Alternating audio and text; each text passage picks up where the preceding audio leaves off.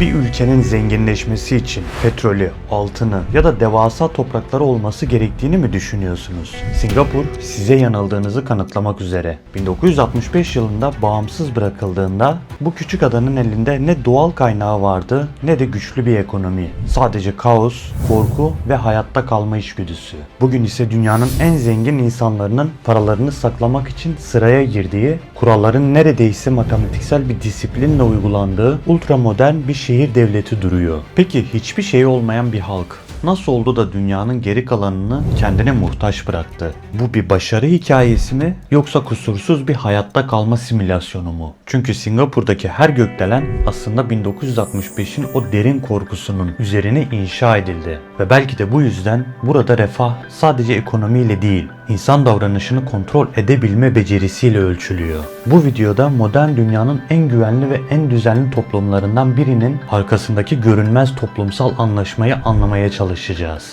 Ve belki de en önemli soruyu soracağız. Kusursuz bir hayat için insan özgürlüğünün ne kadarından vazgeçmeye hazır? Singapur'u bugün ütopya olarak görüyoruz ama bu kusursuz manzara aslında tarihin en büyük çaresizlik projesi. Hikaye 1965'te Malezya'dan kovulmalarıyla başlıyor. Ama o kırılma anından hemen öncesi tam bir barut fıçısıydı. Aslında her şey İngilizlerin burayı ıssız bir bataklıktan stratejik bir limana dönüştürmesiyle başladı. Singapur, Malaka Boğazı'nın tam girişinde yer alıyordu. Burası Hindistan ile Çin arasındaki denizin en dar ve en kritik noktasıydı. İngilizler bu rotayı kontrol etmek ve ticaret gemilerine güvenli bir durak sağlamak istiyordu. Çünkü o dönem bölgedeki baharat ticareti ve limanlar Hollandalıların kontrolündeydi. Hollanda ise İngiliz gemilerinden yüksek vergiler alıyor veya limanlara sokmuyordu. Dolayısıyla İngilizlerin vergisiz yani serbest bir limana ve Hollanda tekelini kıracak bir merkeze ihtiyacı vardı. İşte tam burada 1819'da anlaşma imzalayarak Singapur'u bir serbest liman ilan etti. Bu hamle her şeyi değiştirdi. Vergi ödemek istemeyen tüccarlar akın akın buraya gelmeye başladı. Ada bir anda Çinlilerin, Hintlilerin ve Avrupalıların buluştuğu küresel bir pazar yerine dönüştü. 1900'lerin başına geldiğimizde Singapur adeta para basıyordu. Kauçuk ve kalay ticareti patlayınca ada dünyanın en işlek limanlarından birine dönüştü. İngilizler buraya öyle bir güveniyordu ki şehre Doğu'nun Cebeli Tarık'ı ismini takmışlardı. Yıkılmaz, dokunulmaz bir kale sanıyorlardı. Ama 1942'de 2. Dünya Savaşı'nın ortasında o kibre büyük bir balyoz indi. Japonlar Singapur'u inanılmaz bir hızla düşürdü. Bu olay Asya'da tam anlamıyla bir şok dalgası yarattı. Çünkü Japon işgali sadece askeri bir yenilgi değildi. İngilizlerin yenilmez olduğu illüzyonunu halkın gözü önünde yerle bir etti. Fakat asıl kırılma noktası işgalin sertliğiydi. Japonya o dönem Çin'le savaş halinde olduğu için Singapur'daki Çin kökenli halka karşı akıl almaz katliamlar başlattı. Sokaklarda kaos ve ölüm kol geziyordu. İşte bu travma bugün modern Singapur'un neden güvenlik, sarsılmaz bir disiplin, sert devlet otoritesi ve kaos korkusu gibi konulara yaşamsal bir seviyede önem verdiğini anlamak için en karanlık, en kritik temeldi. Ada halkı o gün şunu acı yoldan öğrendi. Eğer devletin sert ve disiplinli bir koruma kalkanı yoksa hayatta kalman tamamen tesadüflere bağlıdır. Japonlar 1945'te çekildiğinde Singapur bir vaha değil, sahipsiz kalmış bir bataklıktı. İngilizlerin yenilmez kale imajı Japon postalları altında ezilmişti.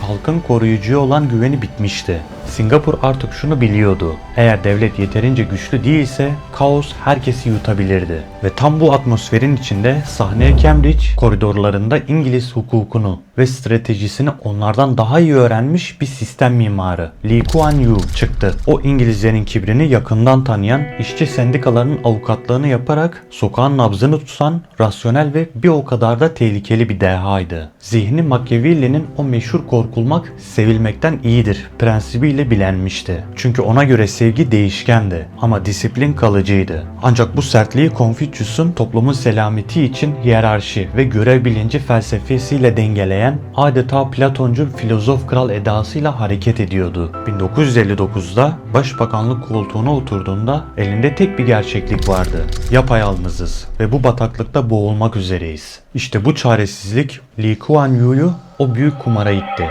1963'te Malezya ile birleşme gerçekleştiğinde tam bir Machiavellici hayatta kalma operasyonuydu. Singapur'un suya, toprağa ve bir arkaya ihtiyacı vardı. Ancak bu zorunlu evlilik başladığı an ideolojik cehennemin kapıları da aralandı. Kuala Lumpur yönetimi etnik üstünlük derken Lee Kuan Yew masaya o meşhur kartını, liyakatı vurdu. Bizden biri veya tanıdık diye bir kavram yoktur diyordu. Bu sadece bir fikir ayrılığı değildi. Bu iki farklı dünyanın savaşıydı. Bu gerilim çok geçmeden sokaklara değinmişti. 1964 yılında Singapur sokaklarında ırkçı isyanlar patlak verdi. Komşular birbirini boğazlıyor, ordu sokağa iniyor, kan akıyordu. Kuan Yew o gün şunu gördü. Birleşme bir kurtuluş değil, bir iç savaş reçetesiydi. Eğer devlet toplumu demir yumrukla zapt etmezse kaos herkesi yutacaktı. Çinliler, Malaylar ve Hintliler arasındaki huzursuzluk öyle bir noktadaydı ki şehir her an kendi kendini yakabilecek bir öfkeyle doluydu. Ve 9 Ağustos 1965 sabahı Singapur'un bu dik başlı ve tehlikeli entelektüelliğiyle başa çıkamayacağını anlayınca belki de tarihte eşi benzeri görülmemiş kararı vermişti. Normalde bir ülkenin bağımsızlık elde etmesi büyük bir başarıyken, hatta ülkeler bağımsızlıkları için savaşırken Singapur bağımsızlığa mahkum edildi. Kuan Yew'nun o gün televizyonda ağlayarak yaptığı konuşma bir hüzün değil, şimdi ne yapacağız çığlığıydı. Ordunuz yok, suyunuz yok ve size kapı dışarı eden devasa bir komşunun insafına kalmış durumdasınız. Peki bir ülke hiçbir şey yokken nasıl her şeye sahip olur? Kuan Yew ve ekibi ideolojileri çöpe atıp rasyonelliği bir hayatta kalma doktrini olarak benimsedi. Strateji basitti. Dünyanın geri kalanından daha temiz, daha güvenli ve daha disiplinli olmalıyız. Kuan Yew o gün kameraların karşısında ağlarken zihni çoktan bu iflas etmiş adayı nasıl kurtaracağının matematiksel hesaplarını yapıyordu. Duygusallık bittiğinde ortaya çıkan adam artık bir siyasetçi değil, dünyanın en acımasız CEO'suydu. Kuan Yew'nun ilk hamlesi dünyadaki tüm ideolojik ezberleri çöpe atmaktı. O dönem dünya kendi malımızı kendimiz üretelim diyerek içine kapanırken Hollandalı deha Albert Winsemius tarihin en büyük kumarını oynadı. Madem komşularımız bizi boğmak istiyor, biz de yönümüzü okyanusun ötesine, batıya döneceğiz. Singapur kapılarını Texas Instruments ve HP gibi devlere sonuna kadar açtı. Onlara bedava arazi, vergi muafiyeti ve ucuz iş gücü vaat ederken aslında halkını devasa bir endüstriyel laboratuvara sokuyordu. Amaç sadece para değildi. Singapur artık sadece yatırım çekmiyordu. Aynı zamanda kendi insanını yeniden tasarlıyordu. Fakat bu devleri adada tutmak için her şeyden daha değerli bir şeye ihtiyaç vardı. Mutlak güven. Kuan Yew biliyordu ki eğer yatırımcı buraya parasını gömecekse tek bir kuruşun bile rüşvete gitmeyeceğinden emin olmalıydı. İşte o meşhur demir yumruk burada devreye girdi. Yolsuzluk sorgulama bürosuna sınırsız yetki verildi. Kuan Yew en yakın arkadaşlarını bile yolsuzluk şüphesiyle feda etmekten çekinmedi. Çünkü onun için bir arkadaşının hayatı devletin itibarından daha değerli değildi. Bürokrasiyi bir kutsal alan haline getirdi ve bürokratlara öyle astronomik maaşlar verdi ki rüşvet almak artık rasyonel bir risk olmaktan çıktı. Ancak dışarıdaki güveni sağlamak yetmezdi. İçerideki o patlamaya hazır öfkeyi, yani o Çinli, Malay, Hintli gerilimini dindirmek gerekiyordu. Kuan Yew burada dehasını konuşturdu. Eğer bir adamın sokağa çıkıp bir camı kırmasını istemiyorsan o binadaki daireyi ona satmalısın. Konut Geliştirme Kurulu üzerinden devasa bir konut hamlesi başlattı. Halkı sadece ev sahibi yapmadı. Aynı zamanda her apartman bloğuna etnik kotalar getirdi. Çinliler, Hintliler ve Malayler artık birbirinden kaçamıyor. Aynı asansörü kullanmak, aynı bakkaldan ekmek almak zorunda kalıyorlardı. Mülkiyet huzurun rüşveti oldu. Kendi evine sahip olan bir halk sokakta kaos çıkarma ihtimalini kendi elleriyle yok etti. En sonunda ise elindeki tek ham maddeye, yani insana odaklandı. Eğitim bir hobi değil, bir milli güvenlik meselesi haline getirildi. Meritokrasi, yani liyakat adanın dini oldu. En zeki çocuklar en üst kademelere getirilmişti. Duyguya, akrabalığa veya torpile yer bırakılmayan, sadece verimlilik üzerine kurulu bir toplum tasarlandı. Singapur artık sadece bir şehir değil, insan davranışının optimize edildiği devasa bir sistem haline geliyordu. Ve bu sistem kusursuz çalışıyordu. Ama belki de asıl soru tam burada başlıyordu. Kusursuz çalışan bir sistemin içinde insan neye dönüşür? Changi Havalimanı'na indiğiniz an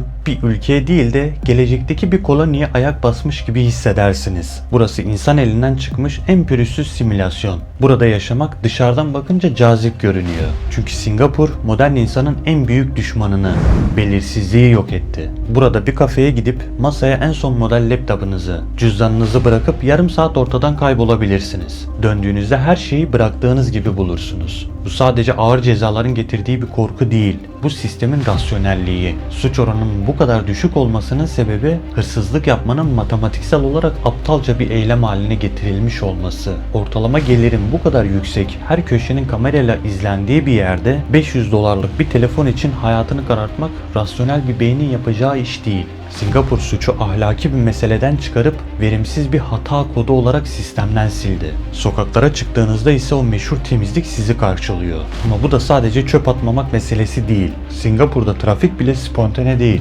Sistem yoğunluğu saniye saniye fiyatlandırarak akışı sürekli optimize ediyor. Bu şehirde zaman kaybetmek neredeyse bir sistem hatası gibi görülüyor. ERP adı verilen otonom sistem yoldaki araç yoğunluğuna göre saniyelik fiyatlandırma yaparak akışı asla durdurmuyor. Vakit nakittir ve bu adada kimsenin vaktinin bir trafik lambasında heba olmasına izin verilmez. Her şey bir saatin dişlileri gibi sürtünmesiz çalışıyor ve bu düzenin size verdiği o devasa ödül dünyanın en güçlü pasaportu. Singapur vatandaşı olduğunuz an sadece zengin bir adanın değil, tüm gezegenin kapıları size sorgusuz sualsiz açılır. Bu pasaport liyakat üzerine kurulmuş bir sistemin size verdiği global vizedir. Ekonomi mi? Burası dünyanın devasa bir kasası. Ama o paralar birilerinin yastık altında değil. Şehrin her hücresine yayılan o büyük dikey ormanlarda, saniyesi şaşmayan metrolarda ve kusursuz işleyen sağlık sisteminde akıyor. İnsanlar burada yaşamak istiyor. Çünkü Singapur size şunu vaat ediyor. Eğer kurallara uyarsan sana yeryüzündeki en konforlu,